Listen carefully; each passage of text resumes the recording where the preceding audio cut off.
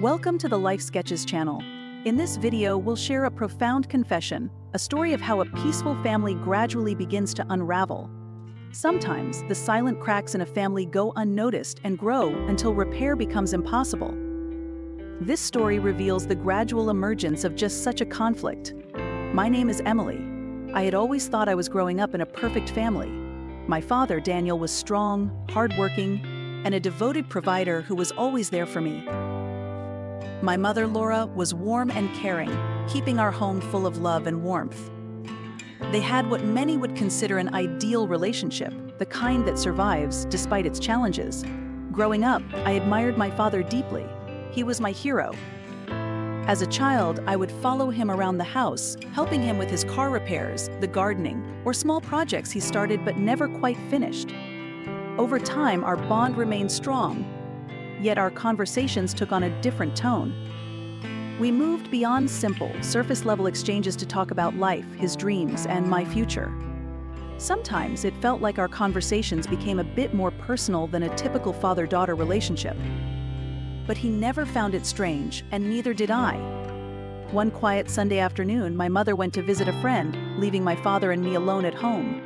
We'd spent time alone before, but something about that day felt different. The way he looked at me, his smile. It was as though he was seeing me in a different light. At first, I brushed it off as my imagination, convincing myself he had always been kind and caring. But as the days went by, subtle things started to catch my attention. His gaze lingered a bit too long, the hugs lasted a second longer than usual, and he kept finding small excuses to spend time together.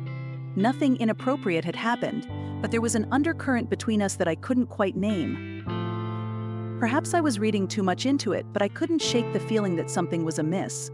Soon, it was clear that these changes hadn't gone unnoticed by just me. My mother also began acting differently. When we laughed or talked, I noticed her watchful eyes on us. I tried to convince myself everything was fine, but the atmosphere at home shifted. The once warm, loving environment grew tense, surrounded by unspoken words and suspicious glances. Even though I tried to keep things normal, I felt like I was in the middle of something I didn't understand. As the weeks passed, the tension in the house intensified. My mother's quiet glances turned to cold silence, while my father seemed to lean on me more and more. He started showing me extra attention, lingering when we spoke or trying to be near me even when there was no reason for it. I was uncomfortable but pushed my feelings aside, reasoning that he was still my father. He'd never cross any boundaries.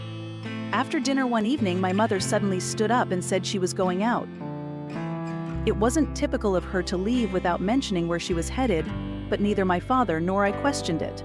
As soon as she walked out, my father's demeanor shifted, and he eagerly suggested we watch a movie. I tried to act normal, but now, being alone with him felt charged. There was a fading line between us, and it was getting harder to ignore. As I sat on the couch watching the movie, I felt his gaze on me. My heart pounded in a way that had nothing to do with a father's usual concern for his daughter. Though I didn't know why, I kept my eyes on the screen, willing myself not to think about the growing discomfort in the room. Suddenly, he placed a hand on my shoulder. The gesture might have seemed innocent, but it felt heavy. His warmth passed through me, and I stiffened, unsure of how to react. He didn't remove his hand. Instead, he leaned closer and softly said, "Emily, you know I'm always here for you, right? You can tell me anything." I nodded, a lump in my throat. His words felt different, and I wanted to believe he was just being supportive. But deep down, I wasn't sure anymore. I asked if everything was okay, trying to redirect the conversation to something more familiar.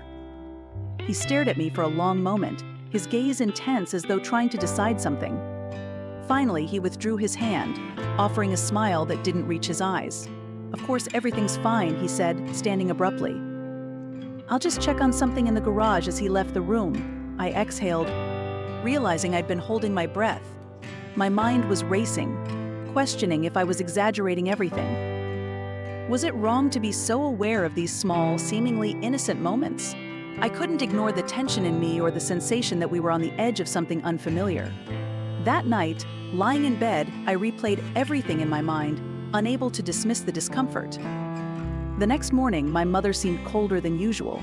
She barely spoke to my father, and her conversations with me were brief, as if something had changed.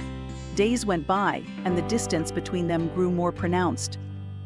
They hardly spoke, barely touched, and the home that once overflowed with laughter felt stifling. The cracks between them widened, and I didn't know how to stop it. One afternoon, as my father was at work, my mother approached me, worry clouding her face. "Emily," she began, hesitating. "Is there something going on between you and your father?" Her words hit me like a punch in the stomach. Did she think I was somehow responsible? My mind raced, trying to find the right words. "No, Mom. Nothing's happening," I replied quickly. Yet I wasn't even convinced by my own response. Nothing had happened, but everything felt wrong. She searched my eyes as though trying to gauge if I was being truthful, then sighed, looking unconvinced. The silent cracks in our family became more visible each day, like hairline fractures spreading through glass. Deep down, I could sense something bad was approaching, as if a storm loomed just beyond the horizon. The days following my mother's confrontation were suffocating. My father's presence grew heavier, almost stifling, while my mother became increasingly distant.